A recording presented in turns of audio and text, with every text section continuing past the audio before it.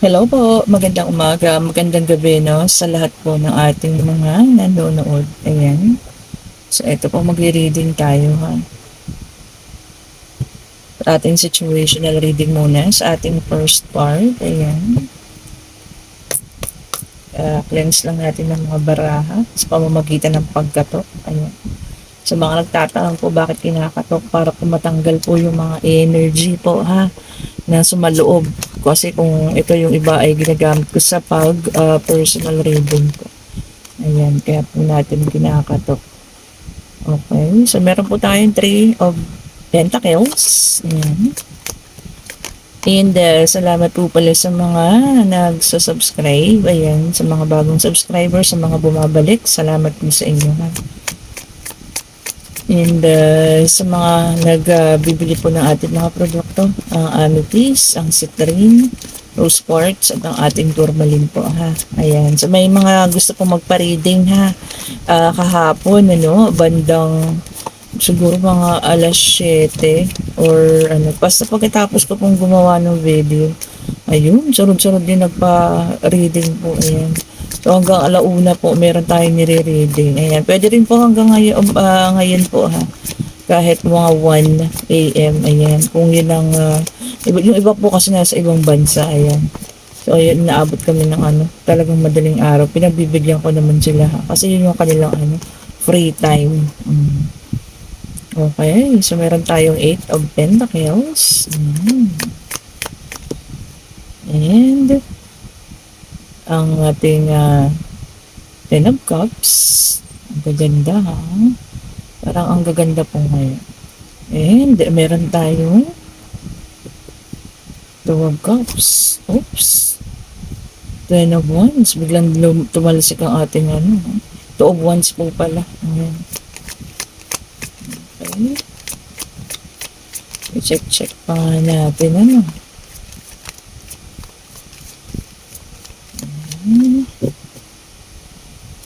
Check pa natin yan ha. Check pa natin. Salamat po sa mga nanood kahapon ha. Ganda na naman ng natin. Mga nanood, parang ang daming interesado talaga sa mga ganun pangyayari. Naka 1,000 views naman tayo doon. Ayan, sana po everyday ganun talaga yung mga views. Ayan, kaya nga lang, syempre hindi natin mapipilit ang mga tao kung anong gugusto. Oops! Kung nakikita nyo yan, ito naman ang huli. Huwag natin siyang kunin. Yun lang pong naunang nag-flip. Okay, isa tayo mag-restart. Okay, maapakaganda po ng natin reading. Ito pa lang yung mga nauna. Kung nakikita nyo, dito merong mga nag-uusap, may pinag-uusapan. Maaring umibang bansa itong taong ito ha. Tapos naghanap buhay ng maayos. Ayan. Sa akin nakikita At dun na to ito po kasi pag travel, seeking, naghahanap ng mas magandang opportunity. Ayan. So nag-abroad itong taong ito. Ayan. Ayan, naging hardworking and doon na siya nagkapamilya. Tignan nyo naman. And ang Page of Cups, mabait din naman ang kanyang napangasawa. Mapagbigay, hindi maramot ha. Kung sino naman po itong nakaka-resonate na to na maaring foreigner yung napangasawa ha. Case to case basis, pwede rin pong Pinoy, ayan. And may nakikita po ko ritong reunion siguro maaring magbabalik sa bansa natin Ayan, kung sino man po yung nag-abroad. Ito kasi parang may nilakad na papeles, mga papers, ganyan. So, ito ay nakapag-abroad. Ayan. Gumanda ang buhay, umayos. Ayan. Doon na nagkapamilya. Doon na nahanap ang kanyang tunay na pag-ibig. Sana all ganun, ganun lang ang kadali ang Pero pakiramdam po, syempre, itong taong ito naman nagkaroon din ng sobra-sobrang paghihirap, maaring dito sa Pilipinas bago nakapunta ng ibang bansa at umayos ang buhay. Tayo nga yan, Ayan, kasi talaga nag-travel siya, Kita niyo yan. Hawak-hawak niyo pa yung mundo. Galing talaga sa ibang lugar. Kita niyo nga, ha? So, iba-iba ang kapalaran ng tao, no? Maaari yung iba, maayos ang kapalaran dito sa Pilipinas. Yung iba naman nasa ibang bansa. Okay, so i-check nyo na lang ha kung sa inyo po tong situation na nakita natin, ano.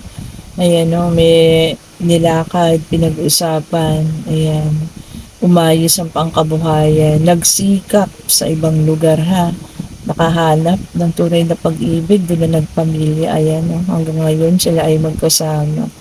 Ayan, ito at may pag-travel na magaganap, no, maaaring uuwi dito sa atin sa Pilipinas para magkaroon ng reunion or maaaring magkaroon ng ano po ha, isang handaan, ayan, maaring birthday ng magulang, ayan, o kung sino man, ano, ganyan po. Ganda ha, simple lang ang ating ano ngayon ha, walang gaanong kabigatang pinagdaanan, pero nakita nyo naman ano, hindi naman, kumbaga pag swerte ka talaga siswertihin kayo, no? Kumbaga kahit na hindi mo asahan, hindi mo itakda, kumbaga ang universe talaga, ang divine universe talaga ang gagawa ng paraan, ano. So, ayan ha. Maaari ito rin ay ano ha, maaari may unang asawa ito na ano, na naabuso siya ha, tapos nakahanap ng panibago. Ayan, at doon na gumanda yung buhay. Kita niyo naman, kita niyo ha. Una, hanap buhay lang talaga ang gusto niya doon sa abroad pero doon na nakahanap Hopefully, mga taong nasaktan ha, sana ganito yung pangyari sa inyo, no? Mga nasaktan ng mga kapartner dito, ayan. Sana ganito po, mahanap niyo sa ibang bansa yung tao magmamahal sa inyo ha, at magbubuo at magbibigay sa inyo ng masayang pamilya. Okay. Ito naman ang para sa iba, which is a water sign po ha, Pisces, Scorpio, Cancer, yan. So, ang ilan sa inyo ay magkakaroon daw po ng ano, enlightenment, paggising, kung ano man yan ha. So, mai-enlighten kayo sa isang bagay. Kumbaga ngayon makikita niyo yung purpose ng isang bagay ha. Kung ano man po yan na ma-enlighten kayo. Or may parang magigising kayo, no, sa mga isang sitwasyon na gano'n. And the death, which is also a water sign. Namumuro na ang water sign dito, ha. Kasi ang death is ending. And pwede rin po siyang beginning, no. Death, tama naman, may matatapos. Pero may bagong simula. O parang itong ating situation reading, ano, maaari may nagtapos to, kaya isang mabigat na relasyon dito sa ating bansa, tapos ng ibang bansa siya, no, para makalimot. Dun pala, makikita yung taong ano, tunay na magmamahal. Nagtapos ang relasyon, umalis dito sa Pilipinas, nasugatan, pagdating ng ibang bansa, dun na nahanap yung taong bubuo at magmamahal sa kanya. Di ba? So, ganun din po yung death, no? So, some of you din makakaranas ng tawag dito, katapusan or ending sa isang relationship. Pero meron din namang a promise of a new beginning. Okay po. Yun, no? Changes daw. May pagbabago. And meron din tayong King of Wands, which is a fire sign. Okay? Yung iba sa inyo magpo-focus sa career. Ayan. Kasi naman po yung mga yan ha, nakafocus ngayon sa career, alisa ang mga baraha. See, 9 of Cups, which is a water sign, ayan.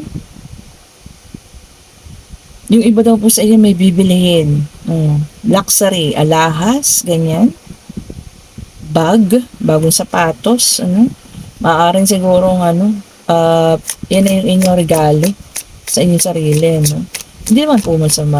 Siyempre, pinaghihirapan natin yan Kaya paminsan-minsan regaluhan din natin sarili ha. Kung kayo man yan ha, check nyo na kung bibili kayo ng alahas, ng mga bag, sapatos, make-up. Yan. So, riregaluhan ng sarili. Hindi naman po masama yun ha. Lalo na kung paminsan-minsan lang naman. Yun, ang sabi, no? Paminsan-minsan po regaluhan naman ang sarili. Nine of Cups is ano, siguro may matatanggap tong ano, bonus, ano. Kaya ayun, regaluhan ang sarili. Okay. Yan. Mamaya na po alas 9 ang ating draw para po sa ating mini paraffol. Ayan, manood po kayo ng ating live ha. Magla-live po tayo doon. And water sign na naman. Namumuro po ang water sign at isang fire sign. Dito sa Four of Cups. Ayan. Magkakaroon talaga yung iba rito ng ano, disconnected or disconnection ha. Pwede yung magkakaroon ng mga tampu-tampuhan and then yung isa, ibablock yung isa. Ganyan po ha.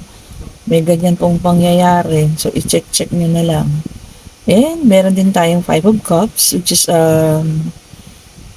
water sign na naman ha, Cancer, Scorpio, and Pisces. Meron po yung iba sa inyo talaga magluluksa ha, kung sino man yan. Bereavement po ang nakalagay. So, maaaring may mawala ha. Okay. And then the moon. Meron tayong the moon dito, no? Yung iba po sa inyo nag-i-illusion pa rin. Maaaring sa isang relasyon, ano, na dapat na talagang kalimutan, pero yung iba sa inyo nag-i-illusion pa, na baka sakaling maayos pa ha. Okay. So, water sign na naman po yun ha. Namumuro talaga ang water sign dito. Fire, meron na, and then air. Pero naparami ng water sign. Justice. Yung iba sa inyo ay masasangkot sa ano ha. Maaring mahuhuli, ganun ano. O kung meron man kayo mga sasangkutan na something na illegal, ganyan, or ma-illegal parking kayo, or mali yung pagliko sa mga motor-motor ha. Check nyo na lang po, may mga checkpoint, ganyan. So, ayan, check nyo po ha. Meron mga ganyan na aano na, mga tao. Okay, and then Ace of Wands. So, this is a fire sign. Ang Ace of Wands po kasi natin is, new beginning na ito no? Ayan, potential beginning. So, maaaring yung iba talaga magkakaroon na ng pag-usad. Ayan. Pwedeng sa career, pwedeng yan sa love life. Ayan ha. Pero yung iba naman nag-i-illusion pa. Depende po ha, case to case basis. Kunin na lang yun sa inyo, titapon yung hindi sa inyo. Pero yung sa situational reading natin, ang ganda. And then the tower, okay po. Yung iba talaga magkakaroon na ng awakening. Pagising. And then yung iba naman po magkakaroon din ng revelation. So meron kayong malalaman ha. Kung sino man yung iba sa inyo rito. Kung ano yung malalaman nyo na yan. Siyempre maaaring makasakit. So check na lang po natin ha. And then meron tayong the Fool. Okay. Yung iba magkakaroon ng adventure. Ayan. Baka may pupuntahan kayong lugar, ayan, kasama kayo sa kung saang ano man po ito ha, adventure daw po. Maaaring maisasama kayo sa kung saan saang lugar na yan, na pwede mag-hiking, mga ganyan. Diba? Kasi naman po sa inyo yan ha, mapapasama sa isang adventure. And then the lovers, okay. Meron ba basta naman tayo itong union ha. Maaaring yung iba dyan, may pagbabali ka magaganap. Siyempre, marami na naman makaka-resonate dyan ha. Uulitin ko na naman ha, hindi po lahat ha makaka-resonate. Kung sa inyo at magbabalik ay para po sa inyo ha. Eto na nga. Sasabi ko pa lamang. May magbabalik and magiging successful and maayos na po sa inyo, sa kasino man itong tao magbabalik na ito ha? Magiging maayos, successful na kung magbabalik ang taong ito. Ayan. And then the Hermit. Okay.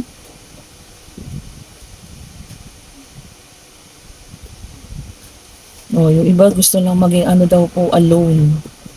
Gusto lang mapag-isa. Gusto ng inner peace, silence muna. Ayaw mo na makihalubilo. Ayan. Kasi naman po yan, ha? Nakakadaan sa ganyang pangyayari. And meron din tayong Three of Wands. Ayan. Ayan pala, may earth sign na po. Lumabas na halos lahat. Yung iba may pinaghahandaan. Maaari pong mag-examine, ganyan. May training. Ayan. Matutuloy naman po yung kung ano man yung inyong mga pinaghahandaan na yan. may pag-alis, ayan.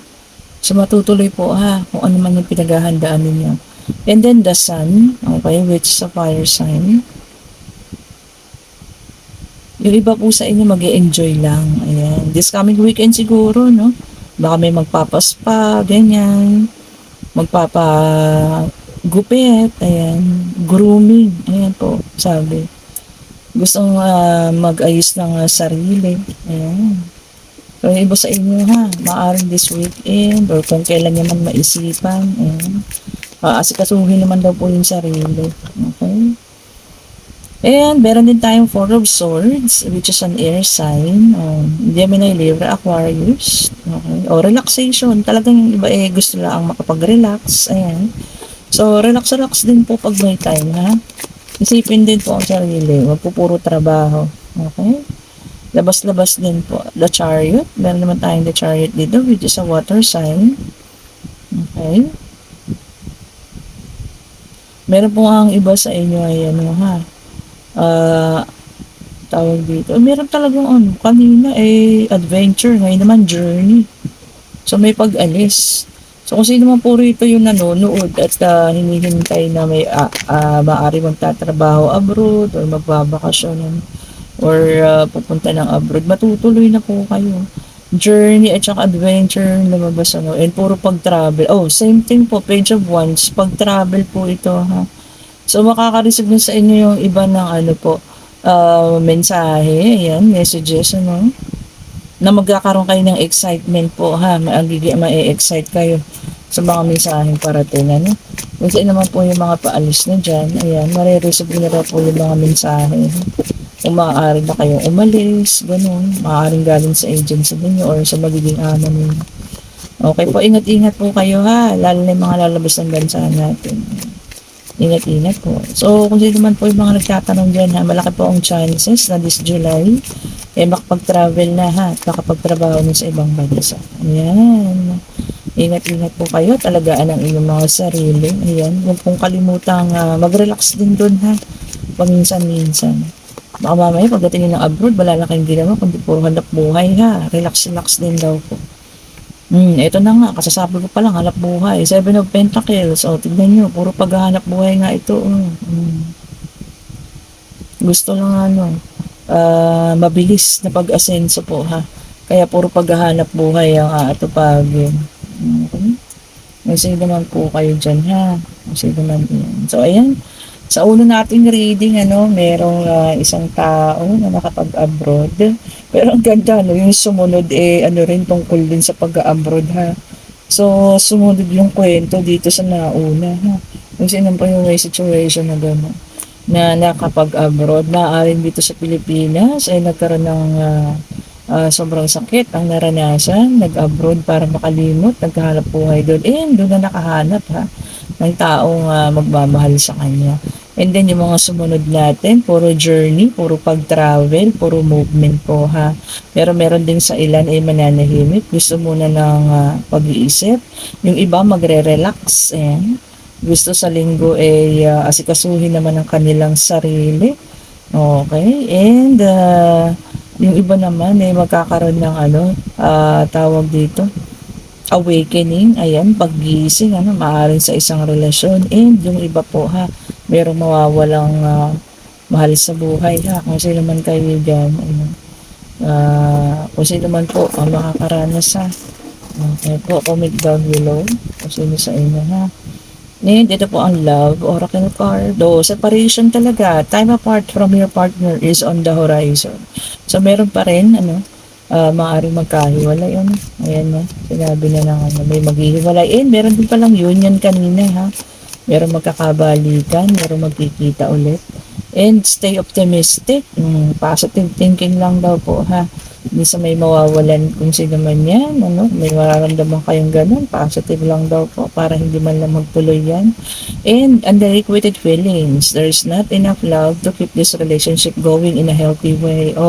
Kung sino man po yung mga nasa relasyon na yan, ha, na sa tingin ninyo ay hindi na healthy, ayan, may mga iba ng pakiramdam, ayan, pwede naman na daw kung bitawan, lalo na hindi na nagiging healthy yung relationship, nakakasira na sa inyong dalawa, hindi lang sa sa'yo, hindi lang sa kanya, no? Kumbaga parehas na kayong hindi na nagiging maganda yung nyo rito, pakiramdam dito sa relasyon ito. Ayan, pwede na see, kita niyo po free yourself, sabi you don't need to be in control of everything for a love relationship to be successful. Okay?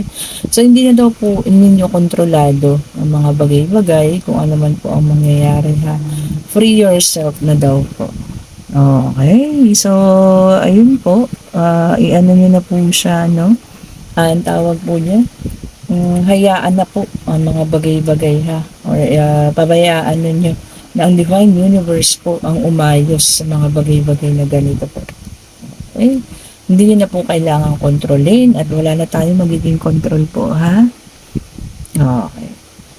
Okay po. And ito naman para sa ating ang tawag dito. Answerable by yes or no. Ayan. Nag-isip na po kayo ng mga questions po ninyo, Travel, ayan. Pag-ibig. Ayun po pala yung mga examen sa eskwela din, or hindi man kung ano man yung i-examinin na matutuloy na rin daw po. Ito positive naman ang kita kung maaari makapasa. Ito yung mga katanungan ninyo kung ano po, Ayan. Isip na answerable by yes or no. Ayan po. Nakita nyo yun? Pusang nag-flip. And sa ngayon po ay no ang kasagutan, And yung iba po sa inyo ay mag-iingat at baka makasali kayo sa isang ang tawag to, conflict or argument. Yan, pwede sa trabaho, pwede yan sa inyong bahay, sa komunidad, sa mga kaibigan, iwas-iwas po. Baka makaranas kayo ng ganyan, Okay, merong maghihiwalay, merong makikita ulit, may pagbabalikan. Ayan, merong umalis ng bansa, nasaktan, pero tignan niyo naman, ngayon ay nakabangon na. Maganda ang buhay, may anak, ayan, naging maayos, Kunin niyo po yung sa inyo at itapon yung hindi. Ayan. And, syempre po, salamat po ulit sa mga sumusubaybay dito sa ating mamaya na pong alas 9 or siguro po mga 10, ayan, yun talagang wala na akong ginagawa. Ang ating raffle, ayan, na-excite ako kung sino po ang mananalo ng ating amethyst, isang amethyst po. 3 evil eye, ayan, 2 pong healing oil, kung sino man po yung mananalo sa inyo, gusto ko yung talaga makikita nyo mismo sa live po, yung mananalo po. Okay, maraming salamat po sa pag-share, pag-subscribe, pagla-like po dito sa ating YouTube channel po, Talagang lumaki na ang ating pamilya, ayan. And sino pa po pala ang may gusto ng ating rose quartz, ayan, ang nagmamaganda nating rose quartz, ayan po, Para good luck po, ayan, para na rin sa pag-ibig. Mystic Tarot po sa Facebook, puntahan nyo ako. And ang ating citrine, ayan, na marami na pong nagpatunay, kung mapapakita ko sa inyo, pwede mag-message po kayo sa akin para makaipakita ko po sa inyo yung kanilang mga patunay po na nakatulong po ang ating rose quartz. At syempre, ang ating amethyst, good luck and good health. Ganda ng quality, nakikita nyo naman. Pure stone crystal po yan, And syempre, ang ating tourmaline, ang ating black rose tourmaline, ayan. Mystic Tarot po, reach out nyo lang po ako. Ayan, and pwede po tayo mag-usap dyan. Lalo na kung bundle lang kukuhanin nyo, malaking savings po ang ibibigay ko sa inyo. Plus freebies. Ayan. Thank you so much po sa gusto po ng private reading. Reach out nyo po ako sa messenger. Kahit alauna po hanggang mamaya po, Pwede tayo mag-reading pagkatapos ng draw. Pwede ulit tayo mag-reading. Okay po. Thank you so much. Have a great day po and stay safe. Bye-bye po sa lahat.